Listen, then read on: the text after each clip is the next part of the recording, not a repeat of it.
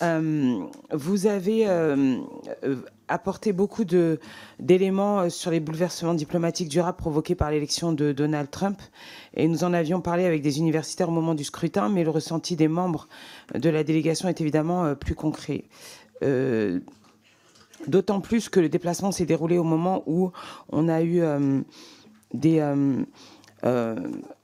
on voit que le président américain a concrétisé ses hausses de tarifs du jour au lendemain par un simple tweet souvent.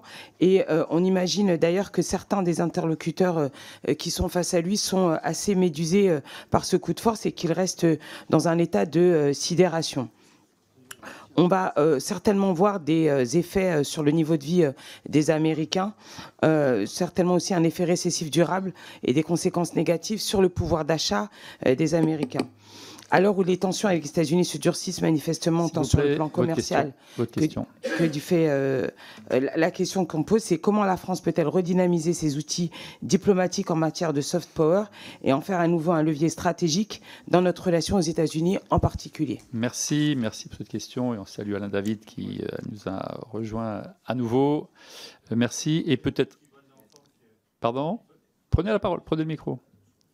J'accueillais un conseil municipal d'enfants de la ville dont j'étais maire pendant 25 ans.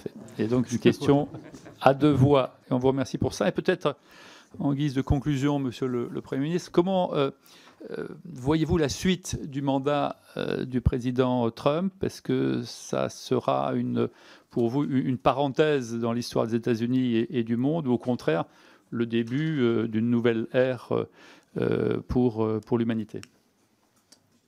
Merci, Monsieur le Président. Pardon. Madame la députée, vous avez raison de mettre l'accent sur les conséquences de la politique menée par l'administration Trump. On voit déjà la perspective d'un regain d'inflation, on voit déjà le spectre d'une récession pointé du doigt, on voit au quotidien les bourses s'agiter, ce qui a une traduction directe sur le niveau de vie des Américains. Ne l'oublions pas, l'essentiel de l'épargne américaine, l'essentiel des retraites américaines futures sont aujourd'hui placées dans les fonds de pension et évidemment les variations de la bourse sont susceptibles complètement de bousculer les plans de dizaines et de dizaines de millions d'Américains avec des conséquences absolument tragiques très souvent.